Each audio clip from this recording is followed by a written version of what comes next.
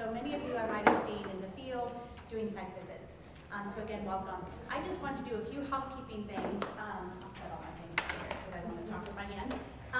So there's a gender neutral bathroom if you go straight out, but there's a straight out this door, but there's a women's bathroom if you turn right and go not even halfway down the hall, like 5 doors, it's on the left. There's a men's restroom downstairs if you go down those stairs and all the way down the hall. And then there's also a restroom actually behind in the hallway back here, so that's another option. One stall. That's just an independent restroom. Also, if you get a ticket, which we don't think you will, but if you do get a ticket, just let Tivoli or Caitlin, who are sitting at the registration table, know, and we'll take care of that for you. At 11:45, we're going to break for lunch.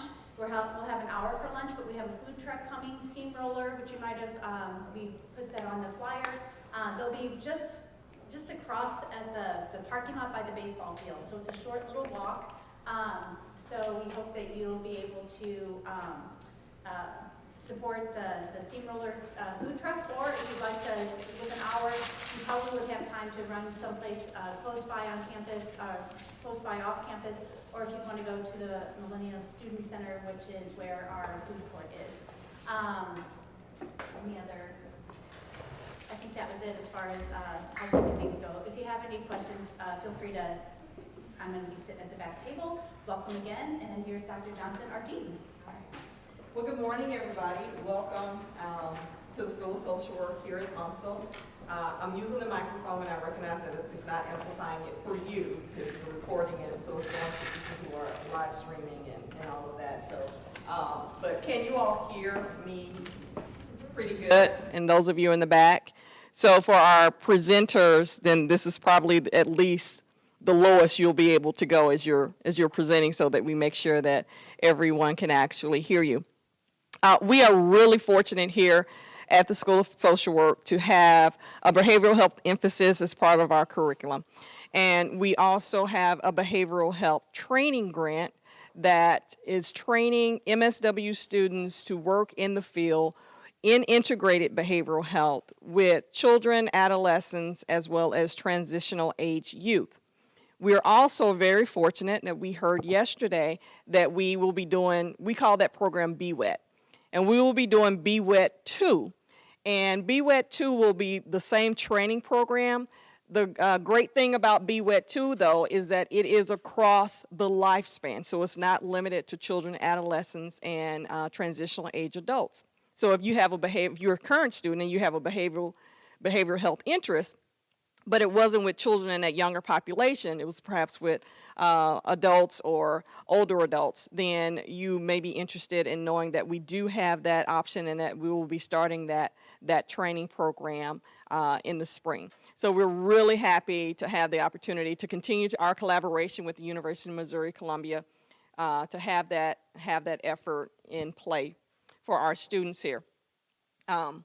So our program today is really meant to address some of the topics that we find students encounter when they're out in the field, but a lot of our particular curriculum and other curriculums just do not prepare students with the information that's needed for them to be effective when working with various populations, working with medical emergencies or clients who have medications that they need to be aware of and understand. And so what we wanted to do today was that we wanted to bring in some individuals who had expertise to present to you, to provide that information to you. So I'm going to also present our first speakers to you. And our first speaker, or one of our two, is Sarah Bruno. Sarah is an MSW and as well as an LMSW. Sarah, I'm very proud to say, is a recent graduate of our master's program here. And I'm happy to say that she was also a BWET scholar. She's currently working as social worker case manager, PRN, for SSM Health DePaul, as well as St. Mary's, I believe. Okay. And also we have Jamie Howman. I don't know where I got a T from. Okay. She's the executive director of Trans Education Service of St. Louis. She's an associate member of the World Professional Association of Transgender Health, certified under their Global Education Initiative program. And they will be able to give you more information. Since I messed up her name, I certainly can't give you good information about her. So they will be able to give you good information and let you know more about their expertise and why they're interested in this topic area. And so I'm very proud to have both Sarah as well as Jamie here with us this morning. So thank you. All right. Thank you, Dr. Johnson, and thank you, UMSL, for having us here. I'm really excited to be here with Jamie to talk with you about working with transgender patients in a behavioral health setting. As Dr. Johnson said, I am a recent graduate with my MSW and LMSW under supervision, and excited about that and working at SSM DePaul, where I completed my concentration practicum. But I wasn't always in social work, so my previous career was actually in marketing and corporate brand marketing, and my last position was actually at Express Scripts, where I had was able to make a lateral move from being a manager of corporate brand marketing into a senior manager position in corporate giving, diversity, and inclusion, which was amazing. And I got to do a lot of neat work there. And one thing that I'm really proud of is working with the company to support MONA, Missouri Non-Discrimination Act, which they have supported. We still haven't gotten passed in Missouri quite yet. But my other background too, this is a topic that is very dear to my heart. I have been partnered 7 years with a trans man, and he and I have gone through that journey together, so I can share that perspective. As well as I served on the board of PROMO, which is Missouri's LGBT advocacy organization, and I served on that board for 7 years, mostly doing work in communications as well as going to Jeff City to lobby for LGBT rights. And then lastly, I did want to mention that I was really grateful to be a BWET scholar. This was an amazing opportunity for me. It not only provided me funding while I was earning my practicum, but I was also able to attend the National LGBTQ Health Conference last year in Chicago, where I gained a lot of really great information, which you'll see in my presentation. And now I'm going to go ahead and pass it over to my co-presenter and colleague, Jamie. Sorry. Oh yeah, you have a mic. Thank you very much. Can everyone hear me all right? Good, because I don't have a local mic. So as you heard, my name is Jamie Heilman, and yes, I am an associate member of WPATH, the World Professional Association for Transgender Health, currently pursuing their GEI, Global Education Initiative training program. I'm one of the few people to do so as an educator who is not a physician, a surgeon, or a psychotherapeutic clinician. And I am a member of ASECT, the American Association for Sexuality Education, Counseling, and Therapy. And I am also pursuing my ASECT certification. So I don't come to trans advocacy or even professional education, training, consulting necessarily as a life choice. This is not what I started out to do, to be. But I find myself here, and very gladly and proudly so. After 24 years in the corporate world, which I enjoyed very much, and I like the ability to achieve in the corporate world. Some things survived my transition. I am a trans person, a trans woman, pronouns she, her. Some things survived, some did not. My career did not. But I have been volunteering for some time, trans advocacy and education, awareness, and visibility work with the Metro Trans Umbrella Group of St. Louis, MTUG. How many folks are familiar with MTUG here in the metro area? Not quite a quarter. So they're one of the largest transgender service and advocacy groups in the region. And the work that they do, especially with their peer support groups, which support over almost 400 unique individuals per month. It's really important, really critical. So I had already started volunteering with them and saw an opportunity to work with them full-time and accepted that opportunity. And a lot of the work that I did was in education, helping the general public learn a little bit more about trans experiences and issues that affect trans populations. And accordingly, after doing that as an advocate, I felt it important enough and felt strongly enough about it that at the end of last year, I began my own business as an educational and training consultant with TES, Trans Education Service of St. Louis. So that's a little bit about my professional past and how I find myself here today. Who knew that all that training for corporate training, train the trainer training, would come in so handy in nonprofit or social enterprise LLC world. A little bit about me personally. I have been with my partner 24 years. I had to stop and think about that number for a little bit. It just seems so large all of a sudden. And we have been married the last 15. It wasn't always easy. Every single day I take a small moment to pause and just think of my gratitude, of the things that did not come with me through my transition. The most important thing that did is my marriage. And I literally do not have the words to express my gratitude for that to you, to myself, or to my spouse, but I do what I can. 96% of such marriages do not make it. Most end in divorce. So I'm aware of having beaten the odds, and I am aware of my good fortune.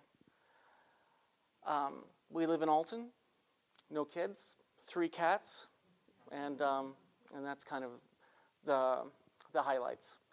So with no further ado, I turn it back over to my co-presenter, Sarah.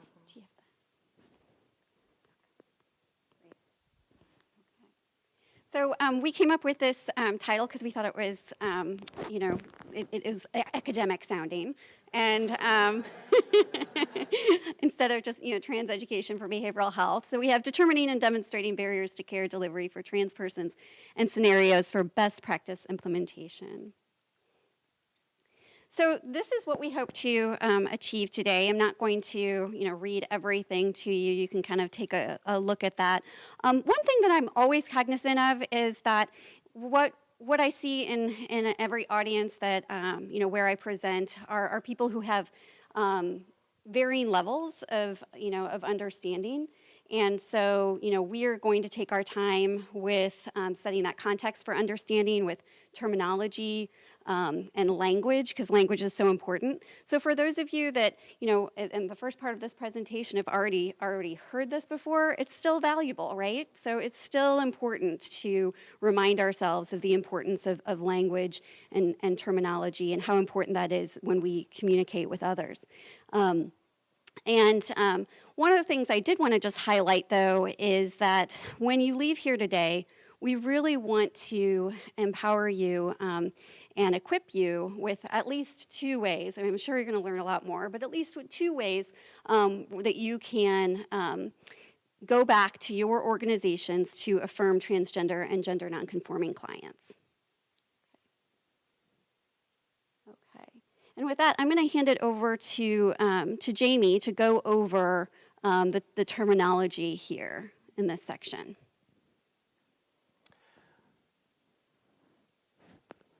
Do you want to advance them? Oh, sure. Yeah. Right. So looking at some of the very basics of trans experiences and trans issues, I find this in a lot of settings very helpful to kind of review some of the base terminology. And that doesn't matter if it's healthcare, academic, or corporate. And about 1/3 each of the work that I do with my clients is corporate, healthcare, and education. So this presentation is a little different from what I do professionally because it's not oriented only for an HR audience or only for an academic audience or only for a clinical or administrative audience in healthcare settings. It's got some of all of that in it, this presentation that we're co-facilitating. But the terminology, I think, is important to spend a little time with early on, because terminology is always changing. Our understanding of the etiology of trans identities, our understanding of where trans identities are, our understanding is evolving.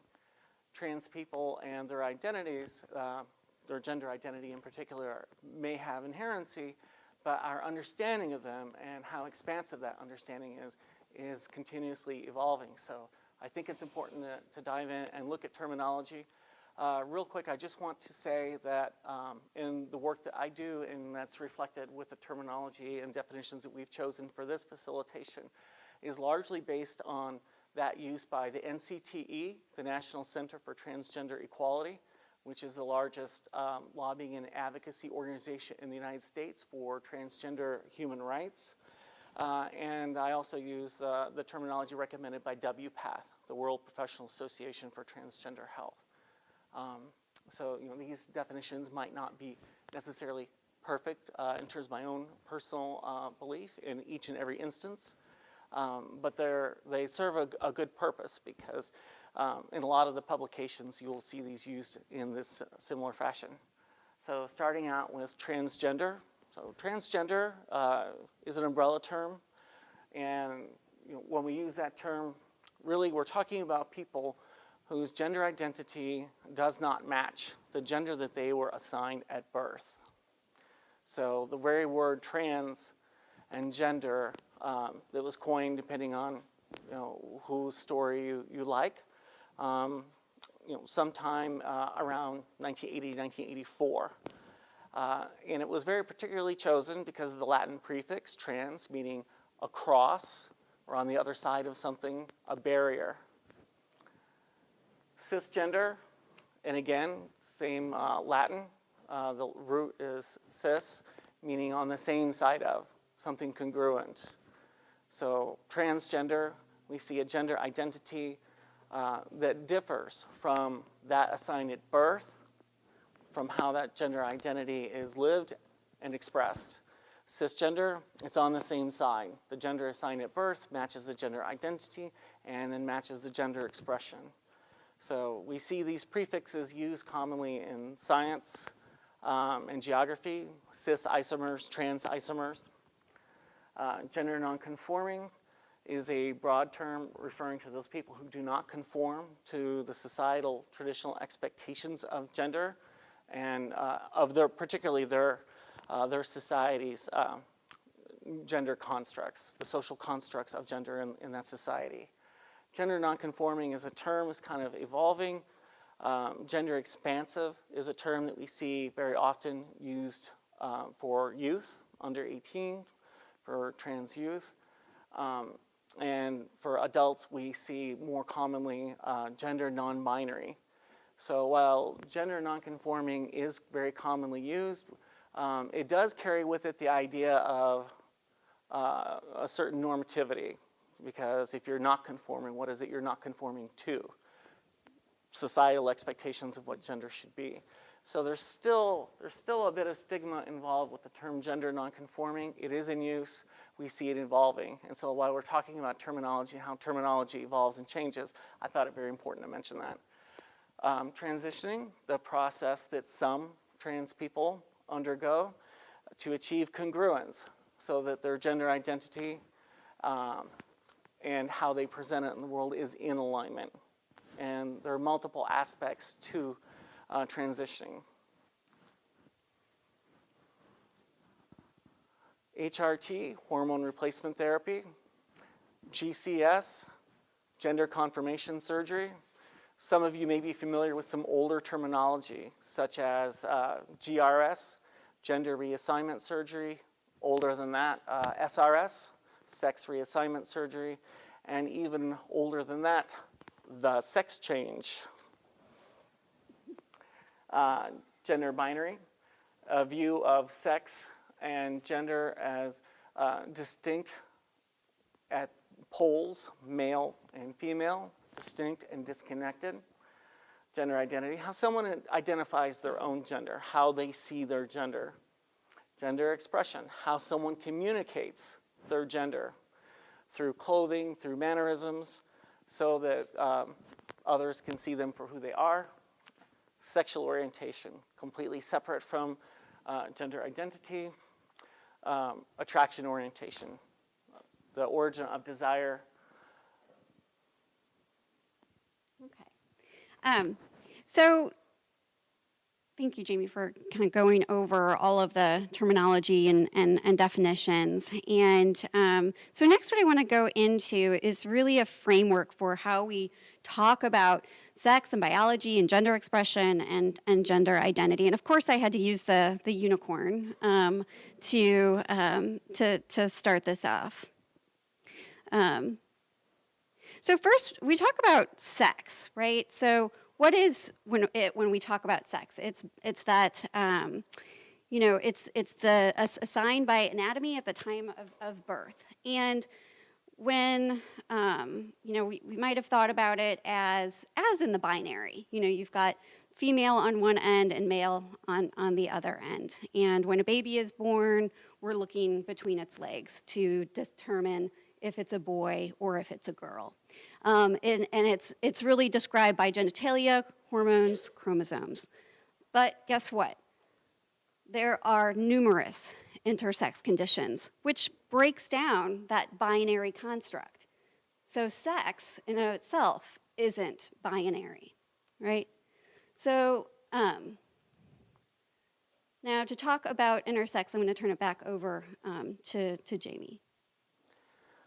So looking at gender as gender identity, looking at sex as biology, thought it very important to also talk about intersex folks, because right now intersex rights within or aside from trans rights is an important topic.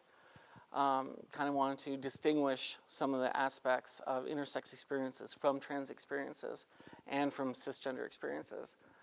So what you see there, for those of you familiar with the trans flag, probably looks very similar, but it's not.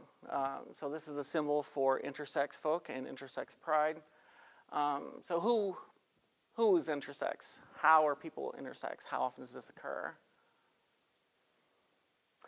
So intersex, a general term used for the conditions in which a person is born with a reproductive or sexual anatomy that does not conform to male or female typical.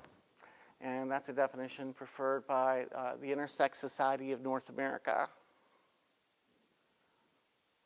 So if we're looking at most people, we do see the commonality of XX or XY in terms of genotype, sex chromosomes as XY, leading to gonads, in that case XY, testes, leading to external genitalia, male typical, so that would be penis and testicles. Or, and in here we're just talking about the binary of biology, so we're talking male or female, sex chromosomes XX, leading to gonads in this instance because XX ovaries, leading to external genitalia, female typical, vulva, labia, vagina. So that's kind of how things are for most people, but not all people. Frequently, as a trans person, I will be confronted regarding the acceptance of the validity and reality of my gender identity from people saying, there's only XX or XY. You're one or the other. There's no in between. Well, not only is that not true in terms of gender identity and the perception of gender, that's also not true when it comes to biology. There are a lot of people who are not simply XX or XY, and there are a lot of factors that can influence even those who are genotypical XX or XY. Roughly 1 in 100 births, we see variations from XX and XY, many of which are not able to be discerned until puberty. So that's about 1 in 100, much more common than was thought. The number of people who receive surgery to normalize their sexual anatomy or appearance to meet societal standards, about 1 in 1,500. This statistic is arrived at in a little bit of a torturous fashion, because up until the last 5 to 10 years, almost all intersex births with ambiguous genitalia were resolved between a conversation between a surgeon and the parents at birth or shortly after birth, where they were offered very stark options. And usually when faced with ambiguous genitalia, the decision was made to, regardless of the genotype of the infant, the decision was made to make them female, because that was easier from a surgical perspective. However, over the last 40 years, with research done and with a lot of personal stories of anguish coming forth, we realize that one size does not fit all.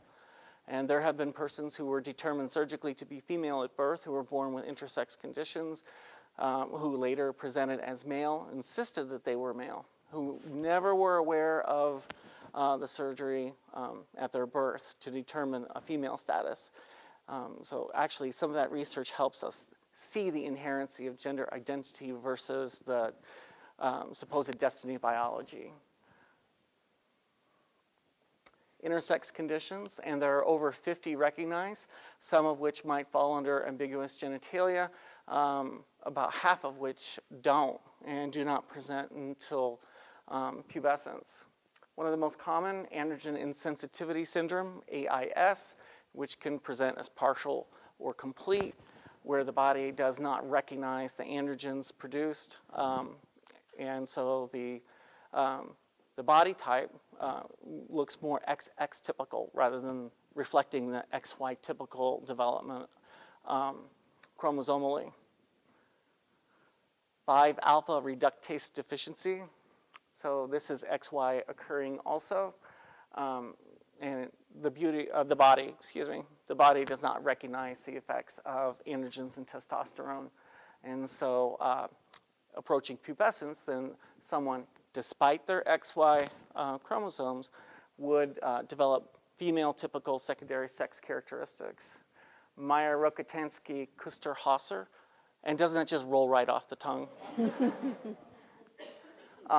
Is actually XX presenting. So this is someone with XX female typical chromosomes, will present with an absent or incomplete vagina and incompletely developed uterus and fallopian tubes and ovaries. And the secondary sex characteristic development is incomplete, and they have an inability to menstruate and generally are not able to bear children. Swyer syndrome, and this is XY typical. And Klinefelter syndrome, also known as 47XXY or XXY. This is a case where even chromosomally the variants can be seen. So all of life cannot actually be reduced for all persons to XX or XY. Intersex is not the same thing as being trans. Only about 11% of intersex folk identify as trans. These are largely folks that either want to reverse surgical decisions made at their birth or would like to make those decisions for themselves as adults so that they can bring their biology in line with their gender identity. Most intersex people do not wish to transition and do not want to be confused by non-intersex and non-trans people as transgender. Some of the things that do intersect between trans experiences and intersex folk are the fact that they frequently both have to make adaptations regarding their gender expression in order to accurately portray their gender identity in society. And this could be social transitions, so we're looking at clothing, hair, the other visual cues that we use to express gender. Wanted to spend this time on intersex folk because, again, this is becoming a much more prevalent topic. Most intersex folk prefer to be kept separate in terms of identity from trans people. However, trans advocates and trans rights organizations hold space for those folk who are intersex who do wish to be seen in that space. And also, of course, the trans community would like to support the intersex community because we do share so many of the same human rights and civil rights issues. So moving on from sex, and thank you, Jamie. I think it's really important that we, address the that sex is also non-binary. So when we talk about gender identity, this is a person's innate, deeply felt. This is their psychological identification as male, female, neither, both, or another gender. And as you see here, I've got another continuum with the woman on here on this side and man on the other side. But we also know that, as we discussed earlier, that there are people who identify as non-binary and a whole bunch of other genders. And this list is certainly not expansive. We just wanted to make sure to list some that where people identify as either in between, outside of, or around the gender binary of male and female. Another thing to mention too about gender identity is that it's inherent and it is not a choice. So this is who you feel you are. And one of the things we'll also talk about is everyone's kind of in charge, right, of their own identity and expression, which we'll get into just a moment.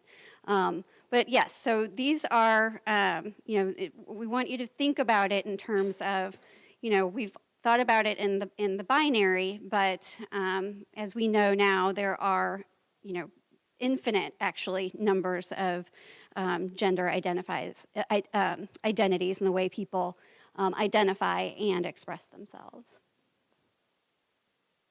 Okay, and just transitioning into gender expression is that external manifestation, as Jamie was saying, those social cues, the way that we dress, the way that we talk, the way that we wear our hair. And we also all have a gender expression, which might be static. It might be, something that where we present on a day-to-day basis. It might be fluid. We might, wear men's clothes one day, women's clothes the next. And this is how you express your gender identity. And these are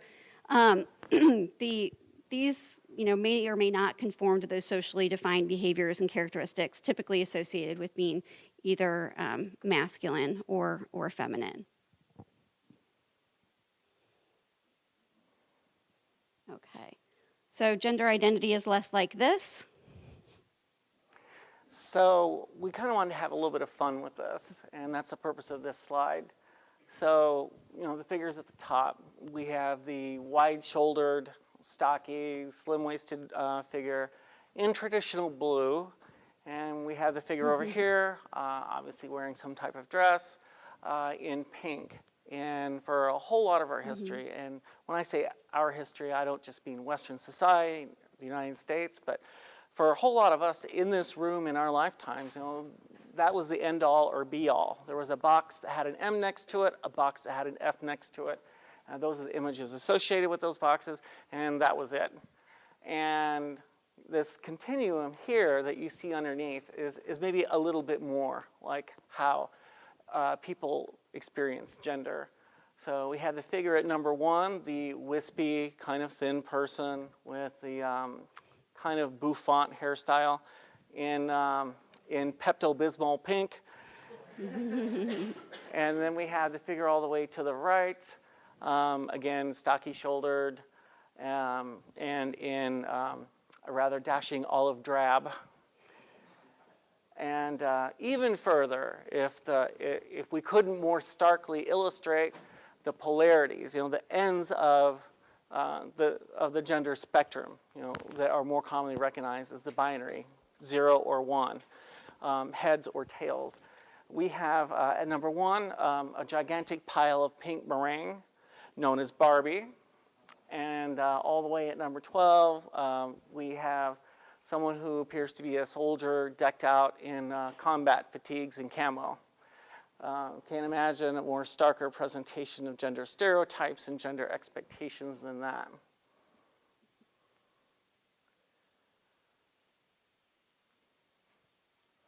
And before I dive into this real quick, I think there was a question.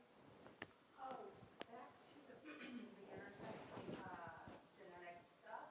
I was wondering, they do a lot of genetic testing, obviously, when you are pregnant, past 35. They're checking for lots of things. They have genetic counselors. Are they typically looking for these, like, pretty obscure, rare, kind of, like, intersex things as well? Or do you have to request it? Like, they have the science to see prenatally what's happening with these chromosomes. So, like, do they tell a mother who's 30 weeks pregnant that she has an intersex child with one of those syndromes, or? My understanding is that that is not a part of the standard suite of prenatal genetic karyotyping. I do know that it's possible, and I've actually spoken with some parents who have intersex conditions that run in their family that have asked for it. And what's different now, and part of why intersex rights are such a hot topic now in terms of bioethics and medical and mental health care, are because a lot of parents are aware that that's a possibility, especially if they have family members or ancestors that had it. And they want to know so they can prepare to help make the choice with their child. So it's becoming more common, and this is at birth because, as I said, most people who don't know what to look for aren't expecting it as part of testing or to ask for it.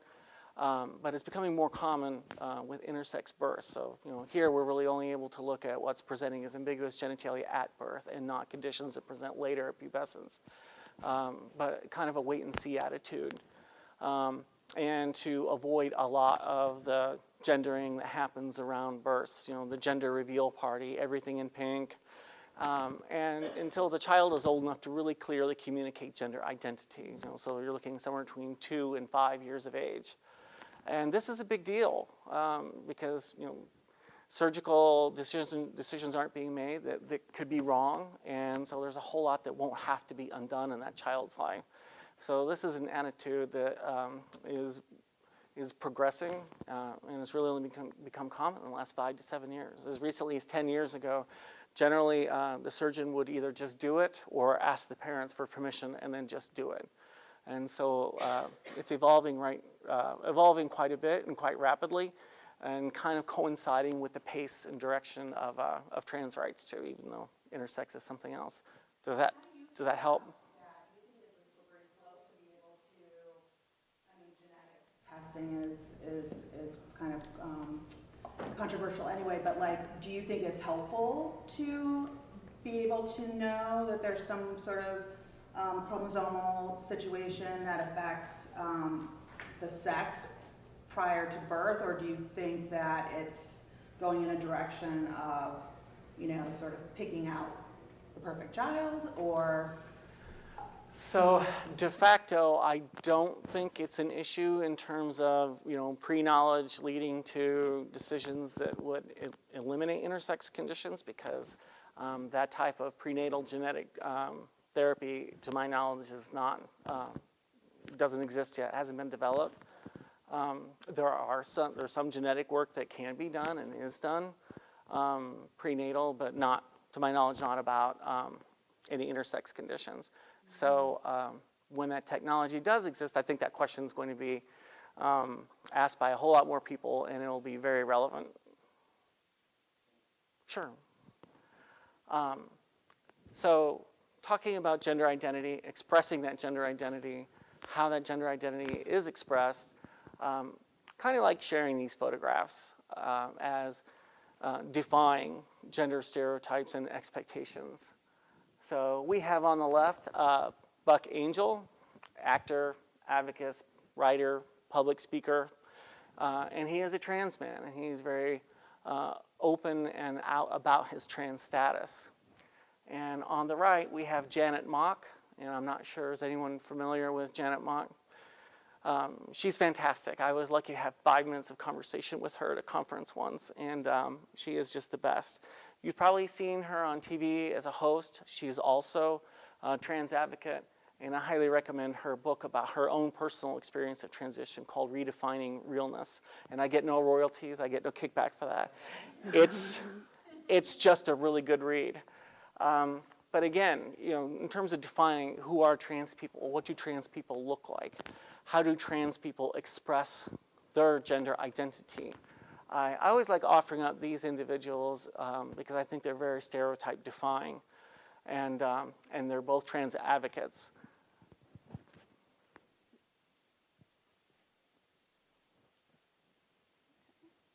Okay, so to close up our framework around gender identity, gender expression, sex and biology, I thought it was important to incorporate sexual identity into this.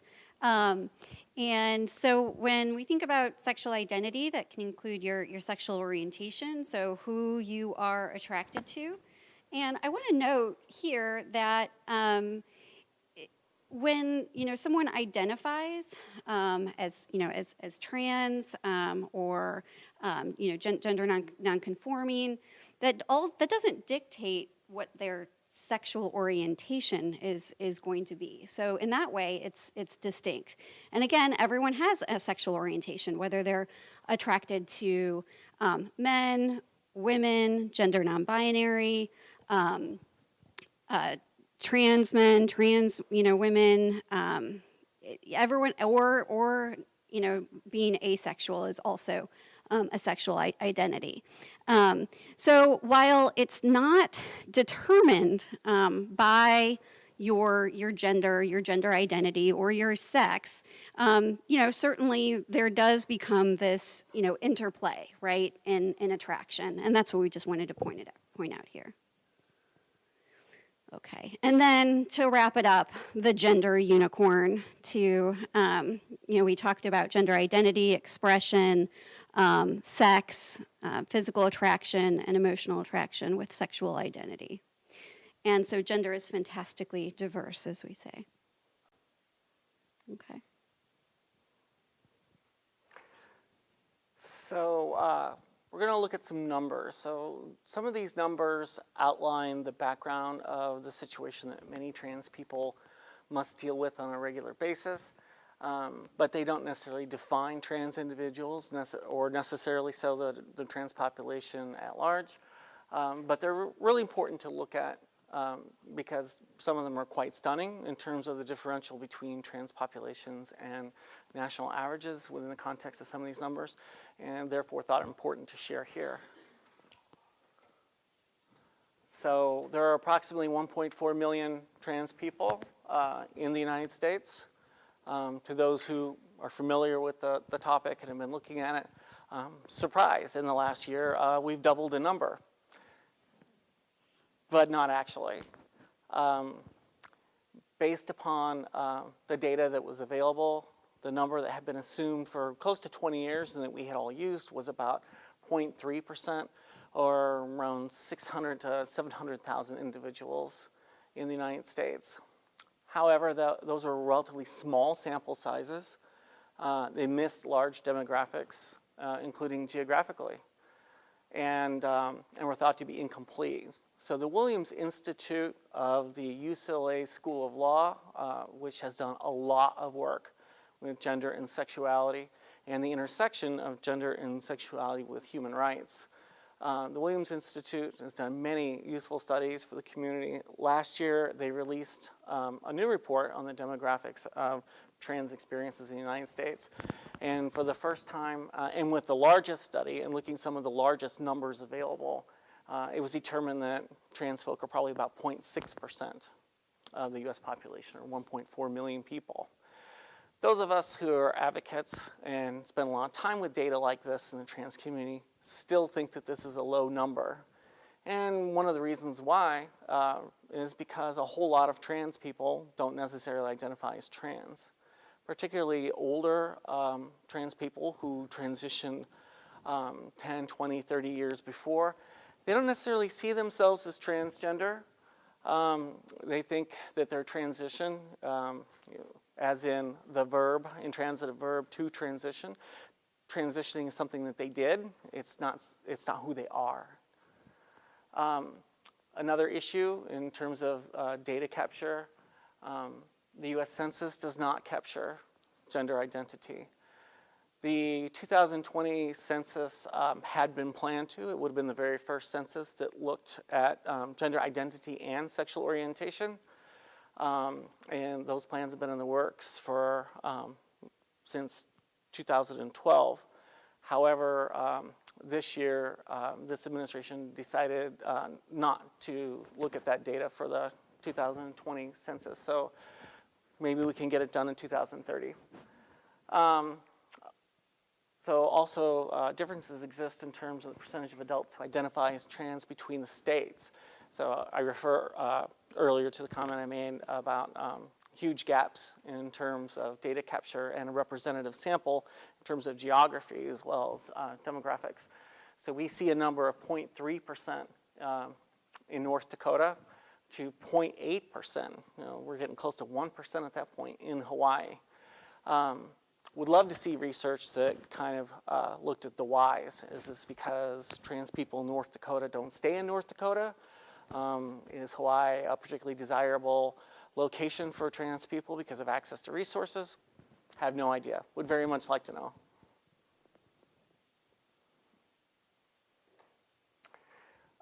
Differences of age also impact in terms of getting a good feel for how many trans people there are in the U.S. and what some of their issues that they experience predominantly might look like.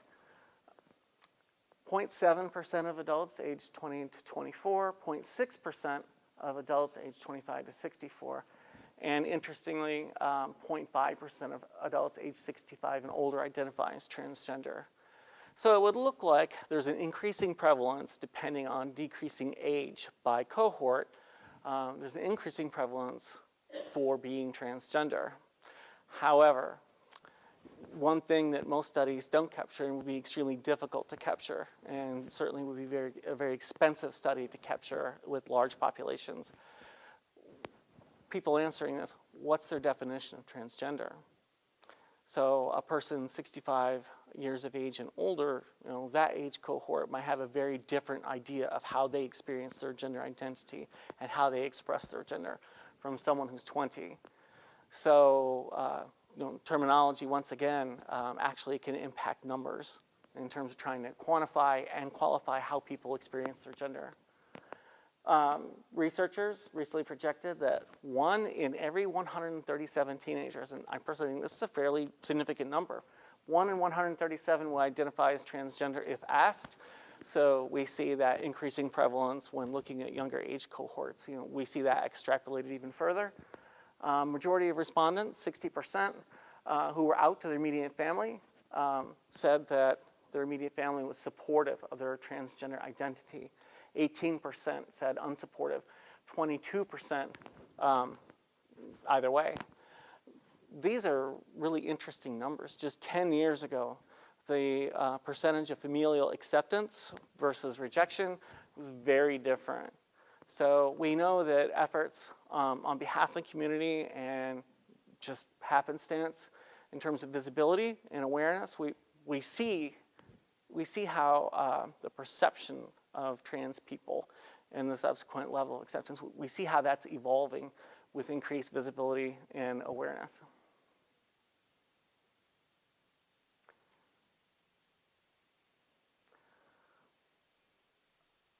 Trans individuals have always existed. Contrary to popular belief, we didn't just show up on a spaceship 50 years ago. That's a question I always get. It's when I actually presented a similar presentation in SSM Behavioral Health to the staff there.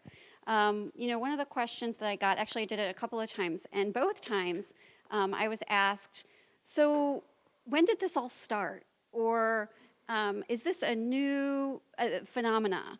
And so it is, but I think the reason for those questions were coming from genuine inquiry, right? Because we're seeing a lot more in the media, and we're seeing a lot more acceptance. I mean, from the numbers that Jamie just shared, for example. Sorry, I didn't mean to steal your slide. Not at all.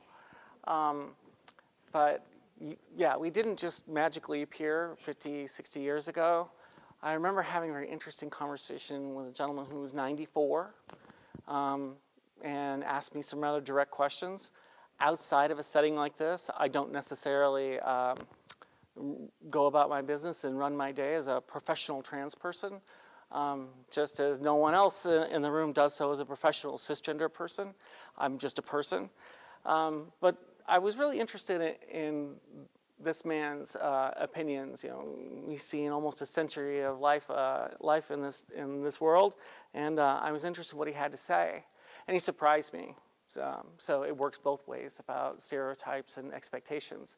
He was fairly accepting, didn't necessarily understand, but was fairly accepting, and mentioned in 1953 hearing about Christine Jorgensen, one of the first Americans to have a successful surgery that we would now refer to as a gender confirmation surgery in Denmark. Shared with me how that was newsworthy just because it was a new thing. But the stigma associated with being transgender didn't really exist yet. It was just, you know, this man wasn't a man, did this thing, and is now a woman. And it's like, well, isn't that interesting? And the Russians are about to go into space. We should worry about that. And I contrast his experience at that time, 60 years ago, with 2016 and the great bathroom panic of 2016 in the United States. So trans folk have always existed. There are inscriptions in Egyptian temples from 3,500 BC, so 5,500 years ago, talking about individuals that we would probably recognize as trans today. And even older in China, almost 6,500 years old, in funerary inscriptions in northern China that have been found. So those are some of the oldest indications that we have of the existence of trans people, but we suspect we've always been a part of the human existence and the human experience. Trans civil rights is an organized effort, began in the late 1960s, and in terms of an actual organization, New York in 1970 with STAR, Street Transvestite Action Revolutionaries. And what makes that interesting is, remember, at that time, the word transgender did not exist. The word transsexual existed, but was not known by very many people. Transvestite was actually the more expansive and more commonly known term at that time. Now, by trans folk, it's considered to be a blunt instrument at best and downright offensive at worst. The movement did not come from a vacuum. Trans people, didn't necessarily decide on one summer day in 1970 that they'd had enough and mass revolution in the streets. Things had already happened. Trans folk, particularly trans women, had been at the center of police action and police riots that had occurred. Cooper's Donuts in LA back in 1959. Compton's Cafeteria in San Francisco in 1966, the year of my birth, for whatever significance that has. And Stonewall, 1969. And I just love this picture. So this is taken in 1970, and some of the founders of STAR, Street Transvestite Action Revolutionaries, are here. On the left, you see Marsha P. Johnson. Is anyone familiar with Marsha P. Johnson? One of the founders of the trans civil rights movement, and on the right, Sylvia Rivera. I just find it very moving, to me particularly, that trans women of color started the trans rights movement and were also part and parcel of the beginning of the organized, what we would now call LGBTQIA civil rights movement. Very proud of their achievements and their legacy and heritage. Okay. So, as we talked about language and how important it is, and we kind of gave you an overview of statistically, what this population is seeing, and some historical background. But still, society considers, cisgender to be the norm, and we're real hyper focused on, on the binaries, on the male and female. So, I mean, what does everyone ask, before a baby is born? Right? Is it a girl? Is it a boy? You reference those parties that people have now, these gender reveal parties. I saw a car commercial just recently that was focused on this disaster of if one of the attendees was supposed to bring a cake and she accidentally got a girl cake, and oh my gosh, didn't you know she was having a boy? And they had to avert that disaster to get the blue cake and bring this to the shower. So we're so concerned about this, and so what we'd like to do is as we've done so far, is introduce you to folks who go outside of the the cisgender norm. And the next piece that we want to show you is a video put out by the NCTE. And I think you'll find it very moving and heartwarming, and this little girl will steal your heart.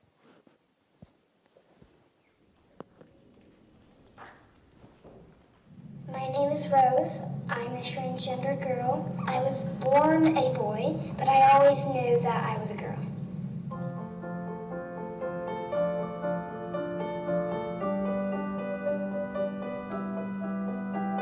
My name is Devon. I'm a trans male. That means I was born female, and I live now as a male.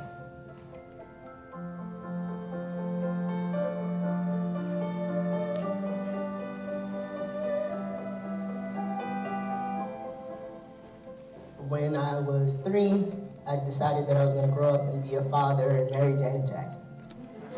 She would write letters to Santa Claus, to the Tooth Fairy. When would I be turned into a girl? Could you turn me into a girl? I'm Jay. I'm a non-binary trans person. That means that I'm not a man, nor am I a woman. I was raised as a girl, but when I learned about non-binary gender identities, it was like a whole new world had opened up for me. My name is Ronnie, and my sister Ellie is transgender. Ellie told us on her 4th birthday that she was a girl in her heart and her brain. And I said, "You're my favorite princess boy." And what did you say, Ellie? No, I'm a princess girl. My struggling point was this had to be a phase. The reality is acceptance takes a while. I was terrified of coming out. I was afraid of losing friends, family, loved ones. I was afraid of this discrimination and potential violence I could face. I was so terrified that I wanted to die. Got threatening letters. One of the quotes said, do us a favor, Paula, put that gun back up to your head and finish the job. I'm scared as a dad for her safety, whether society will be as accepting as her family and her friends are. I feel embarrassed and unsafe when people out me to other people. If there isn't a gender-neutral bathroom available, when there are only men's and women's bathrooms, I have to make a decision about how I look that day and whether there's more risk for me going into the men's room or the women's room. I was chased by 4 people in the metro for being transgender. I have been denied health care. I have been gawked at. I've been humiliated. I have been physically assaulted several times when using the bathroom.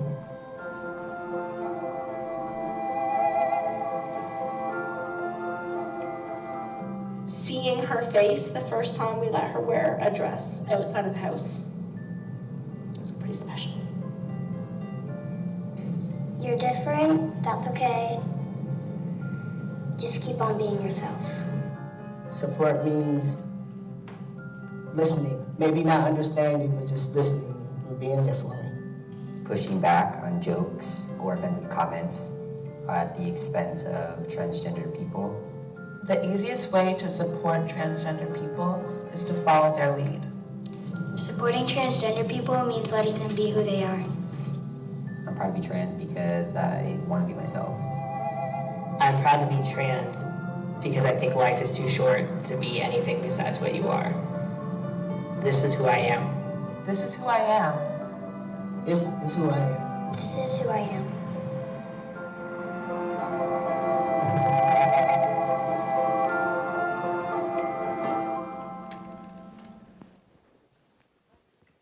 Oh, shoot. I'm sorry. I will get us back. 1 second. Did not mean to do that. So I love that video. It's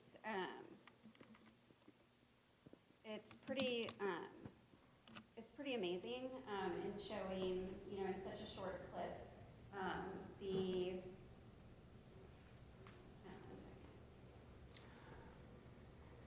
those little bits of slice of life with especially the trans kids. You don't see uncertainty there. You know, these kids, they know who they are. Some of the questions that trans people receive about their identity is pushback. Well, how could a child know that? Well, actually, all kids have a pretty good idea of their gender identity, you know, between ages 2 and 5, if they're cisgender or transgender. Yeah, think about the first time you knew you were the gender identity that you are. Just think about that just for a moment. Can you recall that first time?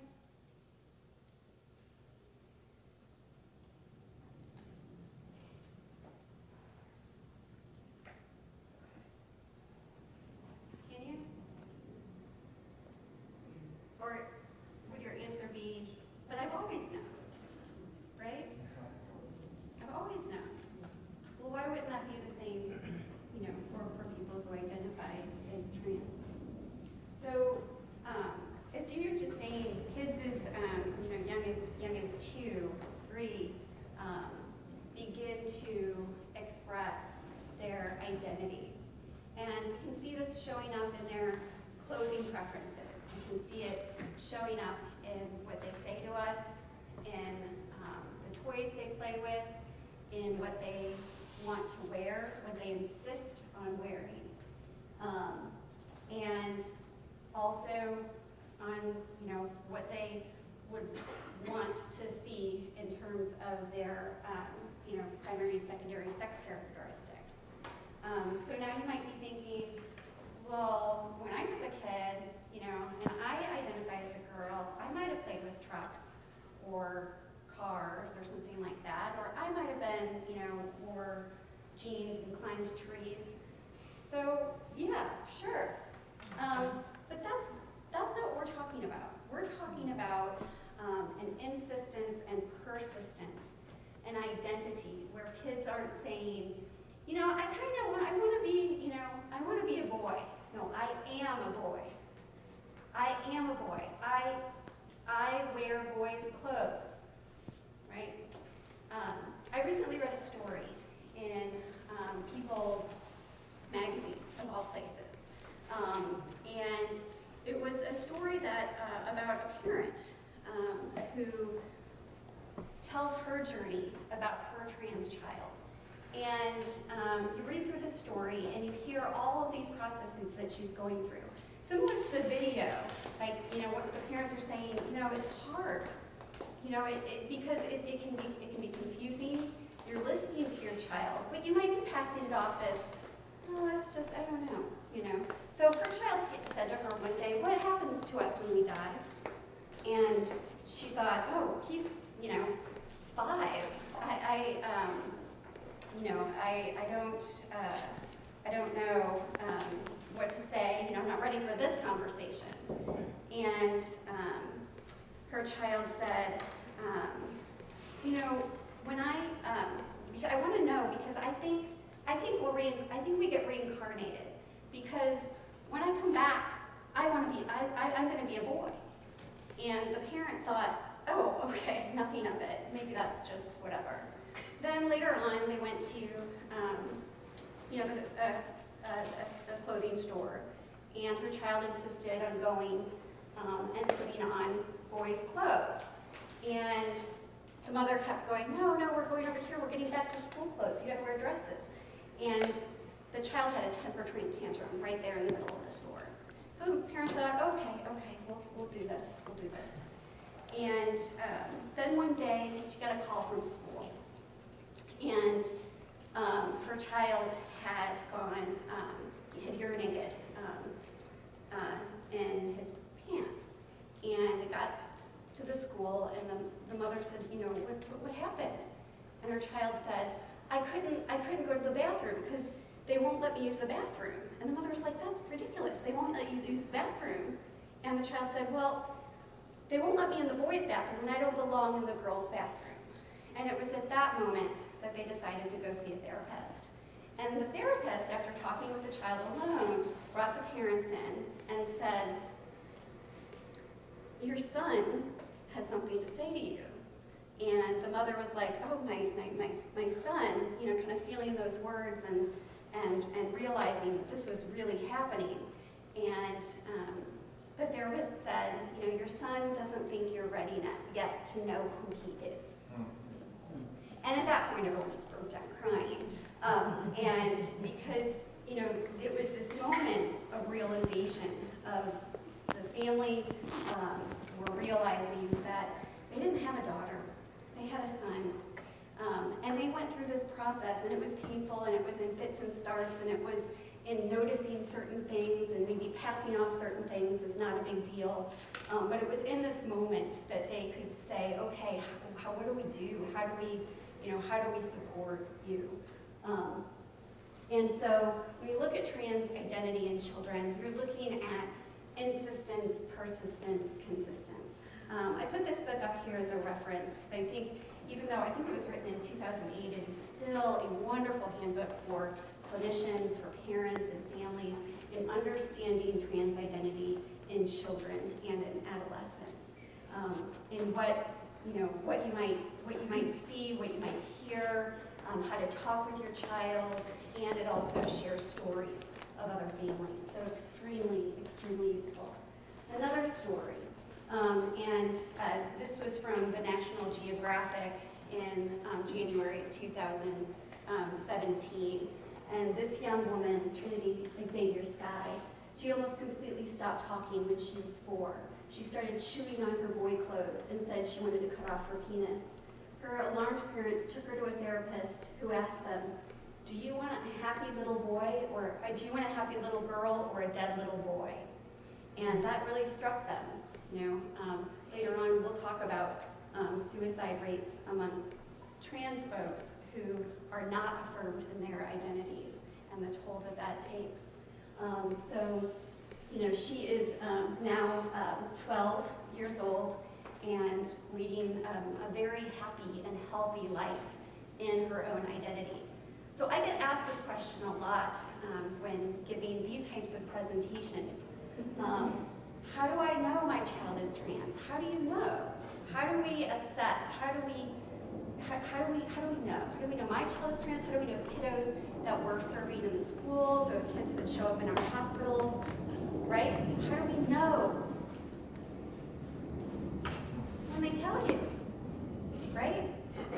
So when they tell you, when they show you, we need to believe and trust in our kids and listen to them and pay attention to their behavior, what they're telling us, and showing us who they are, right? I've never been asked to prove that I am a woman, right? I think it's, why are we asking these kids and putting more pain on them to prove that they are who they say they are, or trying very hard to keep them in the sex that they were assigned at birth, which we know is harmful both physically and emotionally to children. So I don't think we're going to have time because we have a lot more content to go through, but I highly recommend watching this video. It's called Raising Ryland. You can Google it. It was it's a CNN film. It's about 10 minutes long. It's a wonderful, wonderful story of this kiddo and his family. and to show you, a little bit more in depth of the struggles that they went through, and also the celebrations that they went through. A lot of the stuff that we're talking about when we talk about these statistics around trans folks, some of them sound kind of grim, right? But as Jamie was talking about, as the support, for example, parental support has increased, and those numbers have gone up, which is we're seeing that's great. And then also for trans folks themselves, when they get to be who they are, that's a celebration, right? I can say to you from my own experience in going through transition with my partner, who I knew as female when we got together, and him transitioning, and just watching his confidence and overall just overall well-being shift was amazing. I feel very lucky to be able to have been a part of that, for him to become who he is. So in adolescents and adults, similar to kiddos, and it's important here to acknowledge that people identify as trans at varying stages in their life, from age 2 to 80. So the kind of coming into knowing who you are can happen at various stages in life. My partner, it happened for him at age 30. But then he can reflect back on, always knew something wasn't quite right as a kid. Insisted on wearing boys' underwear as a child. Always wore male-identified clothes, and for him, his sexuality was very much attracted to women. So he thought, okay, well, I guess I'm a lesbian.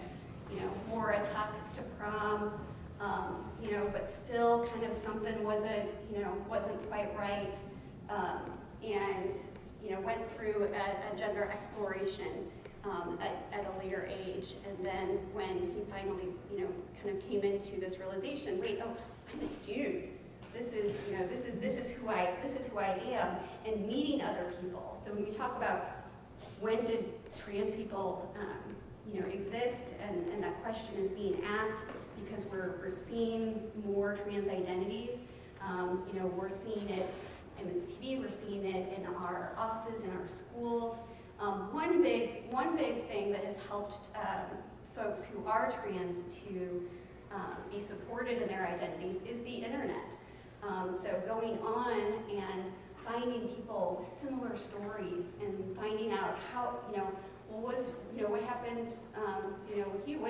What's your story like? And where can I go to talk with someone? And where can I go to get hormones? So it really is that sort of interchange of stories and ideas, which is extremely helpful. So these are the kinds of things that we would see in adolescents and adults. Again, that really, identifying as the gender that you are in the simplest of terms.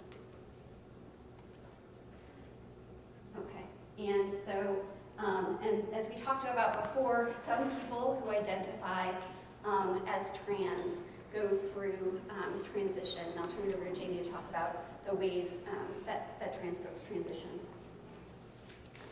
So you've heard us both talk about transition quite a bit, and I'm sure most people are familiar with the idea of transition already.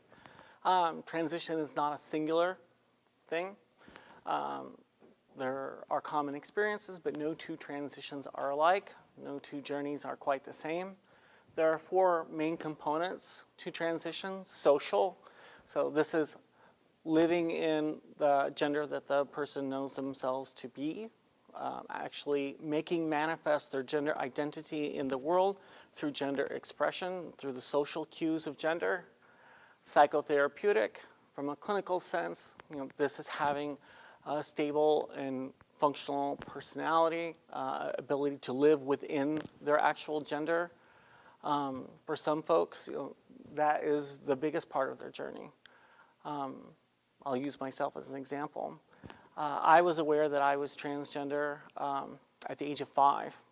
I did not know in Union County, deep southern Illinois in 1972 that I was transgender exactly, and the word did not even exist yet.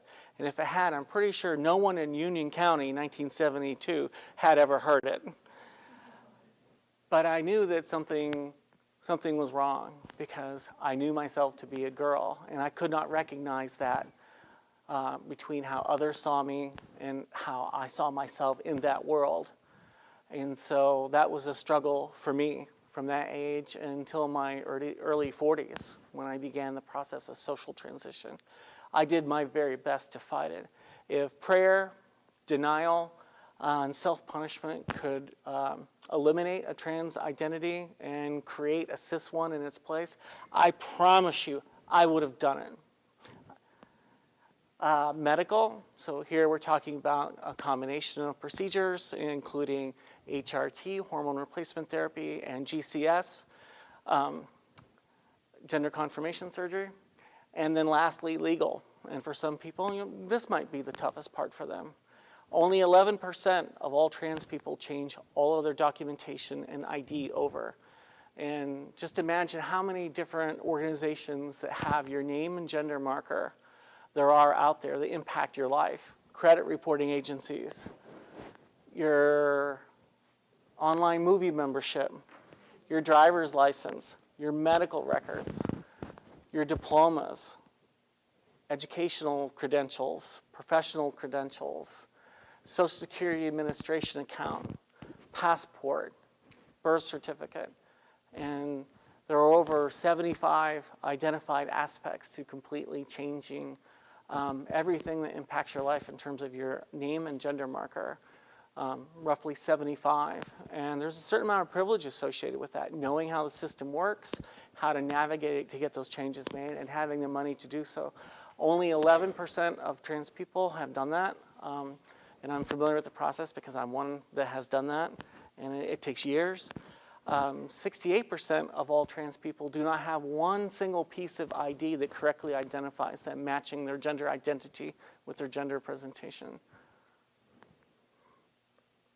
So, looking at the first listed portion of transition, that aspect, social. So this is Laverne Cox. People know Laverne Cox from, and she's done many other things besides Orange is the New Black, but that's how most people know her as an actor and advocate and writer. I like showing this cover, the transgender tipping point. This is how, this particular transition, social, i.e. how we look, is the one that we're judged the most by society. If we're successful in our transition, if we pass, if we're able to successfully meet the cis-normative expectations of beauty, if we're trans women, and expectations of gender expression and appearance. So here, I think a very successful example of someone who has transitioned socially and therefore is able to navigate the world according to her gender identity through her gender expression. Laverne Cox is one of the best examples that I could offer. Components of social transition, offline and online support resources. I can't stress enough what it means for the average trans person who does not read incessantly, dozens and dozens of books before they begin their transition. That was me. That's not most people. To have that feedback from other trans people, especially trans folks who have gone through transition. So peer support groups, and we're very fortunate to have the Metro Trans Umbrella Group, MTUG, here in the St. Louis area, which has a very robust program for trans people through a multitude of gender identities for peer support. As well as offline and online support, peer support groups, and community organizations that provide social support and advocacy. And again, we're living in a region that, despite being in the Midwest, since we get dinged so much for being flyover country, right here we actually have a fairly robust trans community with trans advocacy and support groups. offline and online support resources for families and friends. So not only for the trans person, but for those who are transitioning with them, it's very important to have resources. And in St. Louis, we have, was there a question? I'm sorry. No, forgive me. We're very fortunate here in St. Louis, too, that there is a support group called the Family Room that is supported but not facilitated by MTUG. And the Family Room is facilitated by the partners and loved ones of trans folk for the partners, loved ones, friends, family of trans folk. Voice and communication therapy to help individuals develop the verbal and nonverbal communication skills that they need to facilitate their gender expression. One of the most successful aspects of this is vocal coaching, especially for trans women. Trans men get the benefit of the fact that testosterone is a hell of a drug and changes a lot of things, from bone density to the actual shape of the larynx, and hair growth. A whole lot of things are impacted in a fairly short time and very dramatically by testosterone. Not so much for estrogen. So trans women, and particularly the vocal coaching to achieve a different pitch and timbre in their voices, it's very important. Hair removal through electrolysis, laser treatment, waxing, genital tucking, padding of breast, hips, or buttocks. All of these things, changing how gender is expressed, much more commonly used by trans women than trans men, are not components of GCS or HRT, but they are components of social transition and helping to achieve that communication of gender. And then more likely for trans men, breast binding, packing, or penile prosthetics. Psychotherapeutic transition. So, I mentioned social, making that leap from self-awareness to self-acceptance, and making the leap from self-acceptance to action. So how do I go from knowing about myself, knowing at 5 I was supposed to be a girl, what does that mean? It took me a long time to figure that out. And then moving from that place of self-awareness and self-acceptance to action. And here we're talking about specifically psychotherapeutic transition. Exploring gender identity, role, and expression. We'll see that before and after a diagnosis of gender dysphoria. Addressing the negative impact of dysphoria and stigma on mental health, alleviating internalized transphobia, and for trans women in particular, alleviating internalized misogyny, enhancing social and peer support, improving body image, and promoting resilience, all aspects of stabilization and psychotherapeutic transition. And medical transition. HRT, puberty blockers for young folk, those who are older, estrogen, progesterone, and these are particular for assigned male at birth. So we're talking about trans women specifically here with HRT, and then with GCS, some of the surgical options for medical transition would include, or could include, because not everyone necessarily does undergo all of these procedures, orchiectomy, labiaplasty, vaginoplasty, penectomy, breast augmentation, reduction thyroid chondroplasty, voice surgery, and then there's a whole suite of facial feminization surgery. Any questions about any of these terms?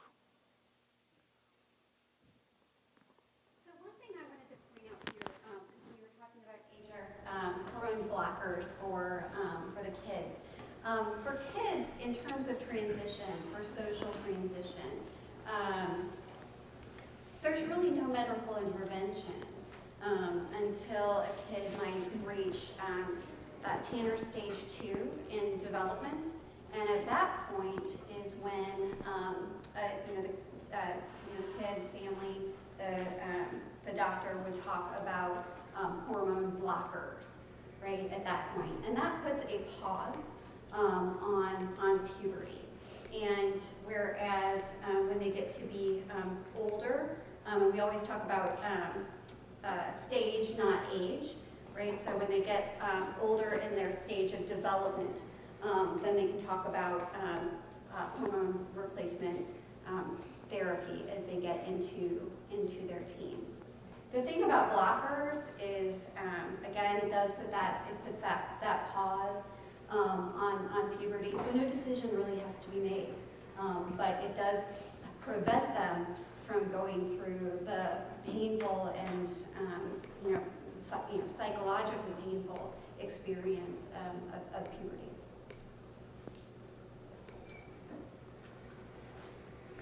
So looking at the components of medical transition for assigned female at birth transitions, HRT, we're really just looking at testosterone. Surgical, this can involve chest reconstruction, bilateral mastectomy, phalloplasty, hysterectomy or oophorectomy, metoidioplasty, scrotoplasty, urethroplasty, and vaginectomy. Any questions about any of these terms? For female to male, in the large percentage of female to male do not undergo what is commonly referred to as bottom surgery, and this is for many reasons. One of the reasons is it's cost prohibitive, it's very expensive. Another reason is that the results are not optimal, but they're getting better. For example, the metoidioplasty is a newer surgery that works with the material that you have in your vagina to create a phallus, whereas the phalloplasty is using other material to create a penis.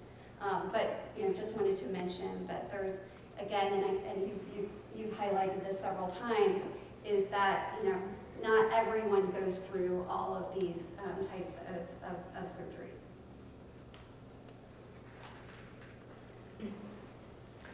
Some transition basics.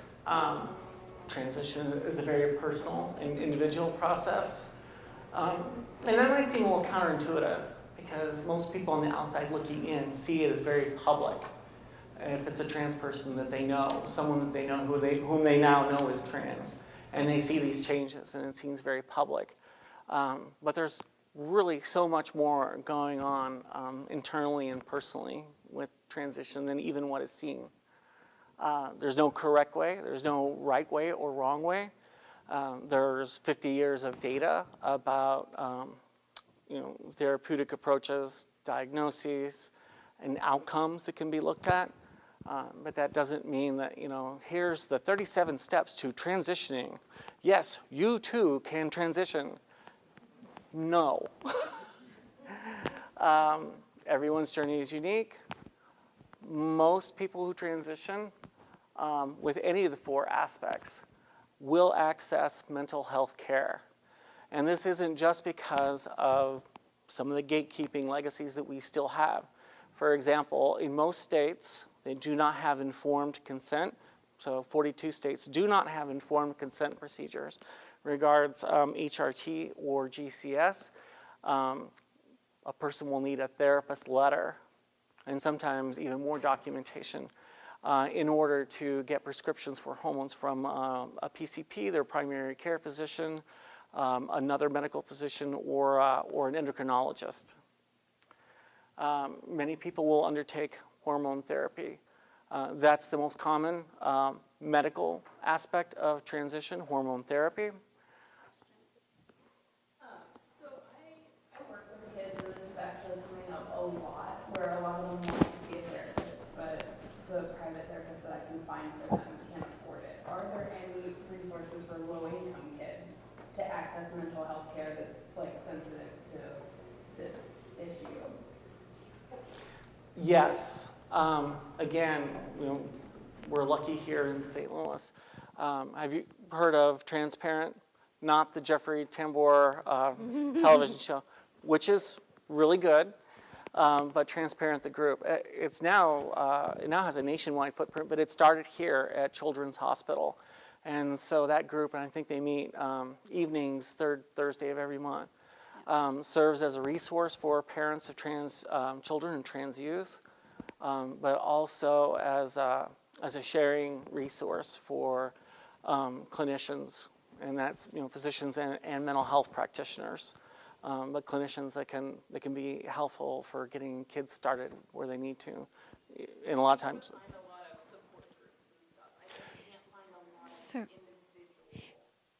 So there is actually on our campus, so Community Psychological Service, which is funded by the Children's Service Fund. They do have a couple of therapists who specialize in gender. So you can definitely refer them, and if they're under the age of 19, they would qualify for free services. It's on our campus. It's UMSL's Community Psychological Service. There's one here, and there's also one in West County that is the Center for Behavioral Health, which is also Community Psychological Service. They just have to be a St. Louis County resident. Oh, that's right. Thank you for bringing that up. Yes, they have to be a St. Louis County resident.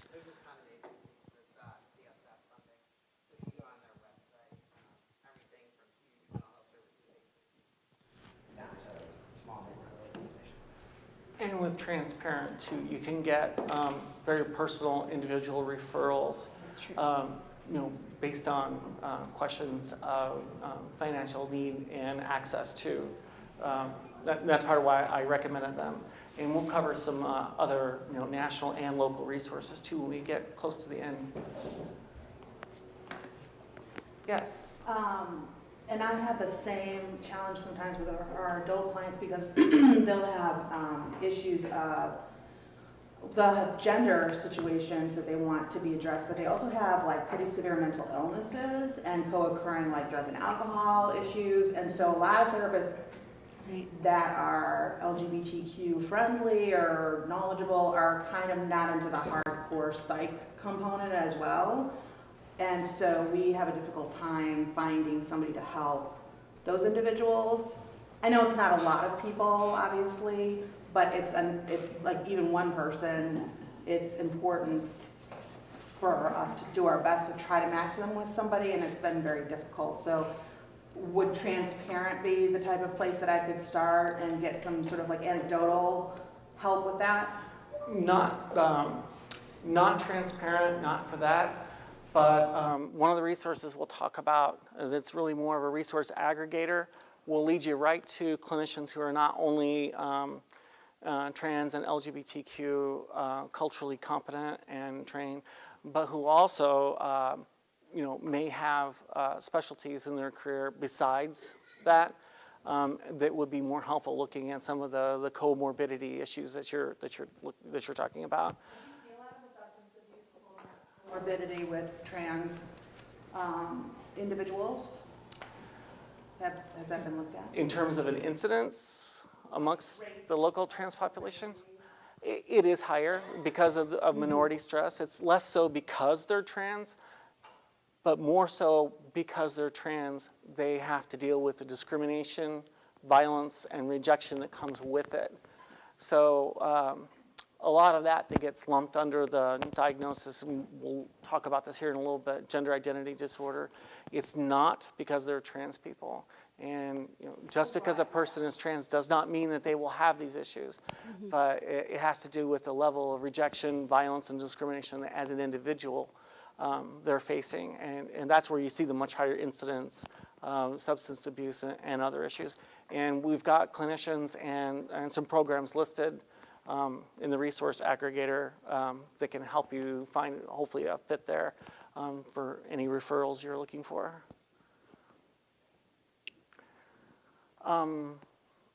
Many cannot afford transition-related treatments. Until recently, 80%, as true as 2014, 80% of trans people could not afford GCS. A primary surgery, or what's referred to as bottom surgery, as Sarah said, 80% could not afford it. And then once the Department of Justice began enforcing Article 1557 of the Affordable Care Act, that changed. It changed relatively quickly and very dramatically. And we'll talk about that too, because unfortunately the ACA is under threat as well as enforcement of 1557. Some choose not to take hormones or to undergo surgeries for many reasons, and you heard Sarah outline some for transmasculine folk. Also, there are health issues, especially older transitioners, especially trans women. There are health issues involved that may preclude, in their own best interest, may preclude access to GCS or even HRT. And many can't afford the process of changing ID and documents to reflect their affirming name and gender marker. And there are unfortunately 50 sets of rules about ID and the process to get it in the United States. So, how many people have experienced in one form or another the knapsack exercise and packing the backpack, examining privilege? Pretty close to half. So this is the Reader's Digest condensed version. We're only looking at about 20 questions, but it will look at the difference between experiences from a cisgender point of view and from a transgender point of view, and some of the things that trans people can't take for granted throughout the different components of their everyday life. And you heard some of that from some of the trans youth, some of what they experienced. So there are going to be 20 questions. Just keep track of your yes answers, and you'll have a number. And that number really is just for your reflection upon what you see in your own life and what you've personally witnessed and how you experience things. They may differ from trans experiences. There's no right number or wrong number. It's just a tool, and we'll get started.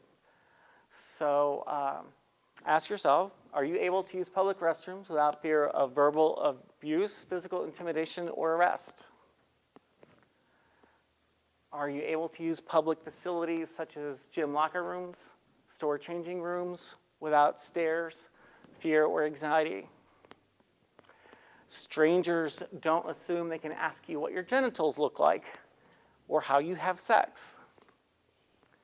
Your validity as a man, a woman, a human is not based on how much surgery you've had or how well you pass as the gender you present. You have the ability to walk through the world and blend in and not be stared at or gawked at, whispered about, pointed at, or laughed at because of your gender expression. Strangers call you by the name you provide, and don't ask what your real name is. You can reasonably assume that your ability to acquire a job, rent an apartment, or secure a loan will not be denied on the basis of your gender identity or expression. You have the ability to flirt, engage in courtship, or form a relationship, and not fear that your biological status may be cause for rejection or physical attack, nor will it be cause for your partner to question their own sexual orientation. If you end up in the emergency room, you do not have to worry that your gender will keep you from receiving appropriate treatment, or that all of your medical issues will be seen as a result of your gender. Your identity is not mistaken as a mental pathology or disorder by the psychological and medical establishments. You have the ability to not worry about being placed in a sex-segregated detention center, holding facility, jail, or prison that is incongruent with your gender identity. You have the ability to not be profiled on the street as a sex worker solely because of your gender expression. Being able to go places with friends on a whim, knowing there will be bathrooms there that you can use. You don't have to convince your parents of your true gender and or have to earn your parents' and siblings' love and respect all over again. You do not fear interactions with law enforcement due to your gender identity. If you are murdered or have any crime committed against you, your gender expression will not be used as a justification for your murder, such as the gay panic or trans panic legal defenses, nor as a reason to coddle the perpetrators. Be able to assume that everyone you encounter will understand your identity and not think that you're confused, misled, or my personal favorite, hellbound. Being able to purchase clothes that match your gender identity without being refused service or being mocked by staff or questioned about your genitals. You can reasonably assume that you will not be denied services at a hospital, bank, or other institution because the staff does not believe the gender marker on your ID card to match your gender identity.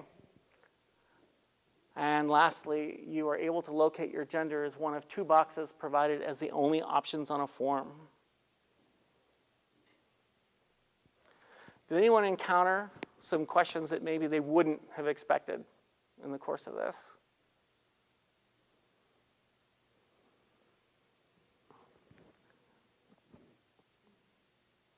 None? Really? Okay, thank you, because otherwise I thought maybe we asked the wrong questions. Hopefully it was helpful for you to reflect and kind of just think about your own experience as it relates to your gender and maybe the privileges that your gender identity, or gender expression come with. Because not everyone has those privileges and have had 20 of these statements. And as Jamie said, this is the short list of ways in which our society discriminates against people because of their gender. Okay. So we touched on this earlier, but I did want to draw a little bit of attention to it because when we just talked about, when we just did that exercise and thinking about gender identity and reflection, that I think the exercise was even created with a binary in mind, even in like trans identity. What I really want to address is the gender non-binary and how these folks experience the world. So non-binary and gender-conforming individuals, I like this this little image. Are you a boy or a girl? No. Are you a boy or a girl? Yes. I completely stole that from everydayfeminism.com. So non-binary is a broad category of people who identify not exclusively male or female. Some examples of non-binary labels include gender queer, bigender, agender, gender fluid, among others. And some people identify by saying there is no gender. I don't have a gender. So they reject the idea of the gender construct at all.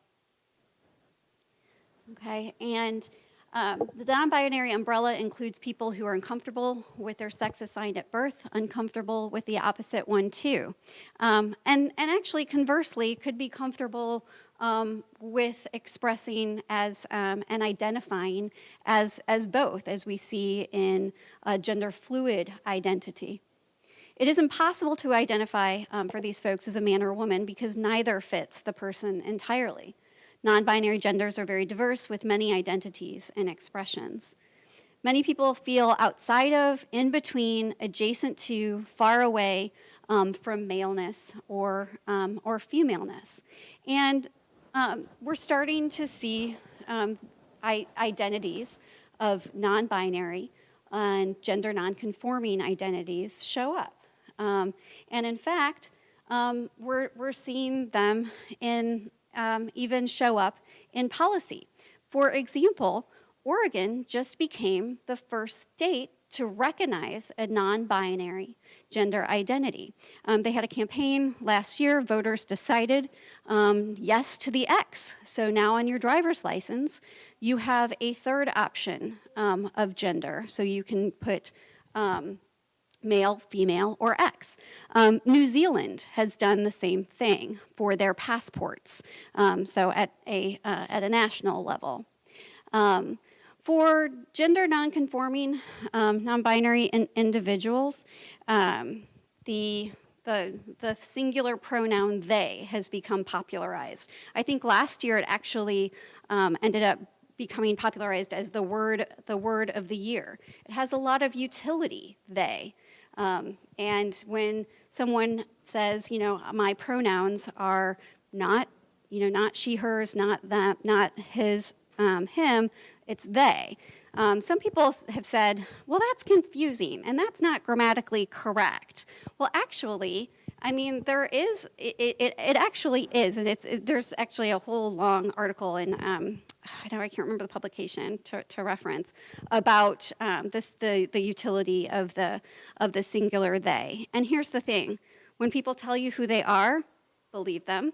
When people ask you to use the pronouns for which they identify, use them. It's a sign of respect, right? So a couple of other things that I wanted to point out here is, as we've seen with kind of the gender revolution, as National Geographic showed us earlier this year, we've seen like 58 gender identities you can choose from now on Facebook, and really the options are really limitless. And then here is the person who's incidentally, their name is Jamie, who was the first person to identify as gender non-binary on their driver's license in the state of Oregon.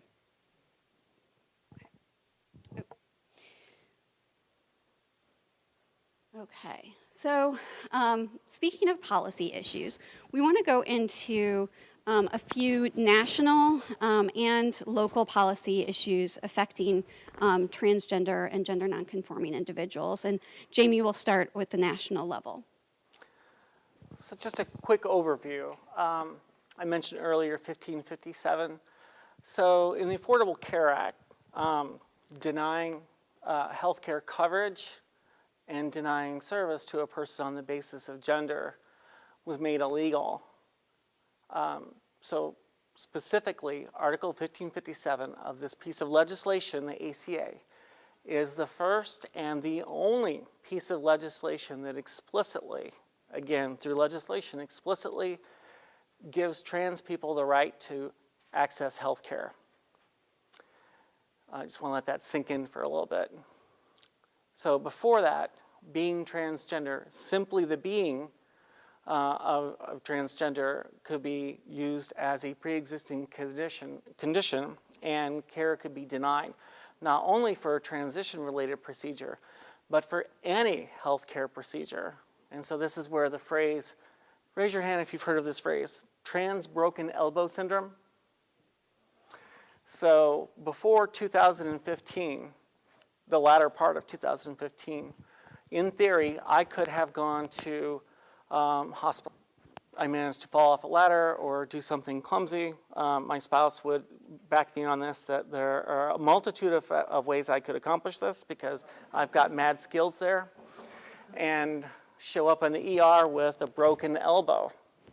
So while I'm being treated, there is a medical benefits coder specialist, there's some hardworking person who's probably much underappreciated, going through the process to make sure that the care, the procedure codes are certified and will be covered by my insurance company. Again, assuming that I have health insurance, which I do.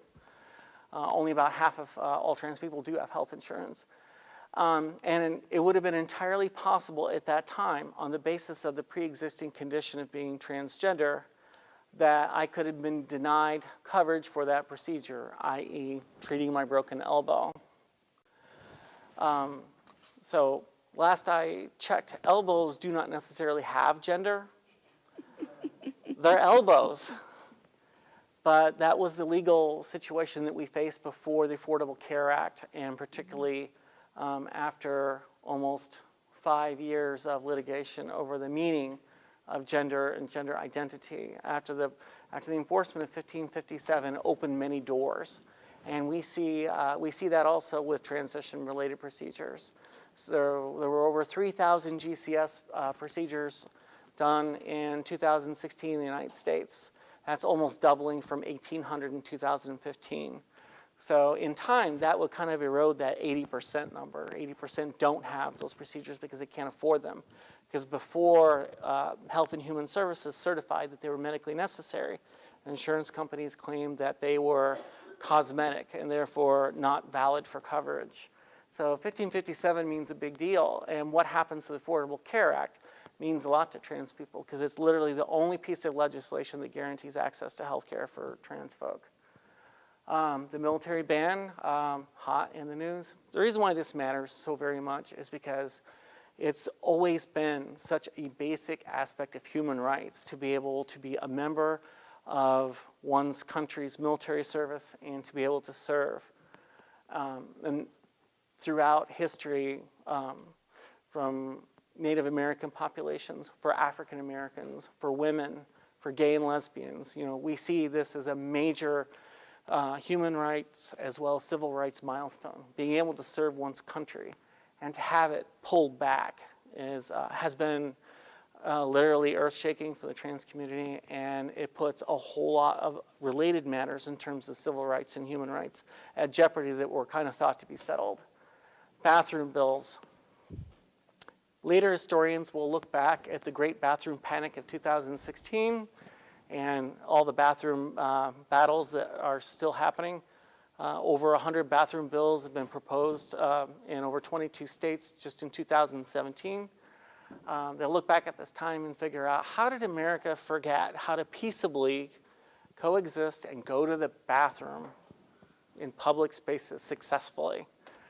Gender marker changes. So we have word that this may end in 2018, but for right now, with a therapist letter, federal ID can change. That's passport, Social Security Administration account. We are still faced with a situation of 50 different sets of rules in each state, and there are 4 states, Ohio, Tennessee, Kansas, and Alaska, that will not permit. They have no process and no legal understanding of a process or capability to change gender marker on birth certificates and subsequent ID.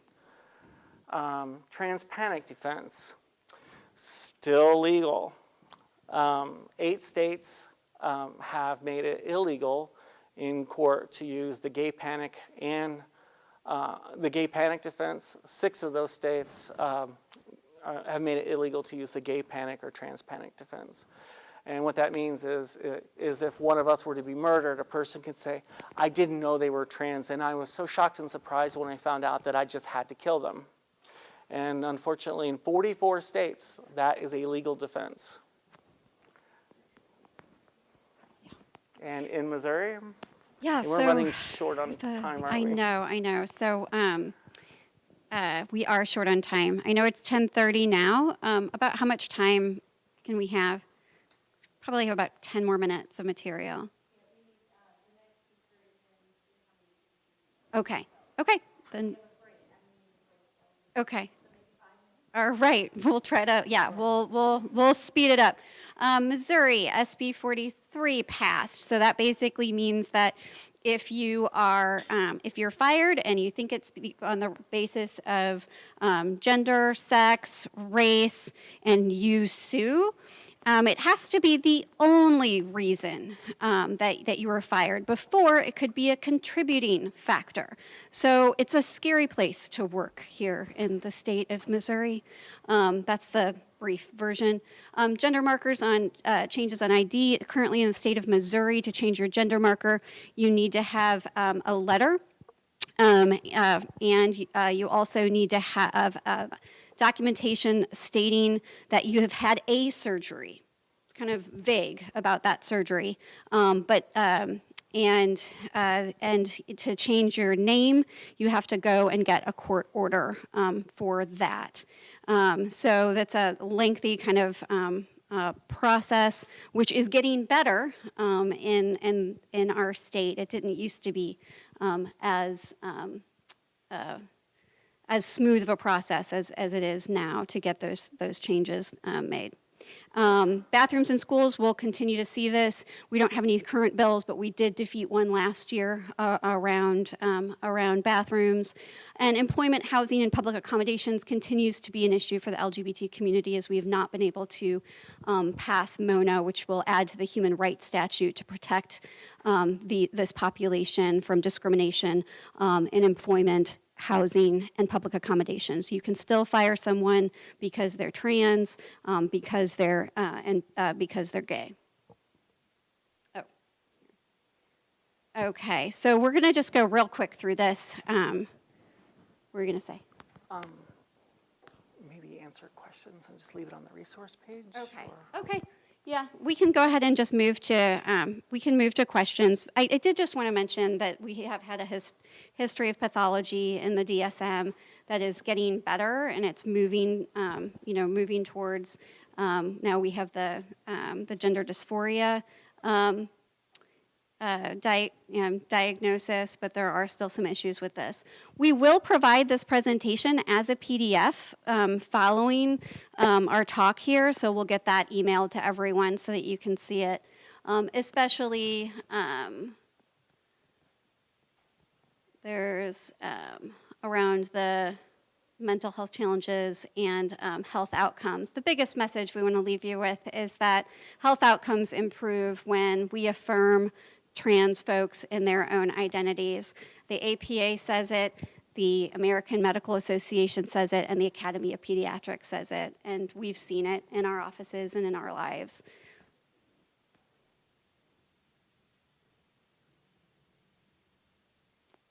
Okay, so we had a lot more content.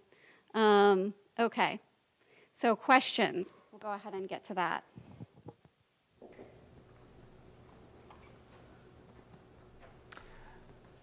And we know that we're now in overtime. We don't want to stand between you and your break. We'll be around for a little while in between presenters if anybody has any questions. And I will leave it on, there is a slide where I had kind of what you can do in your own organizations to affirm trans identities and move towards an inclusive evidence-based practice. And this relates back to an article that came out in JAMA in 2017. Well, thank you very much. Thank you very much. Very much appreciate.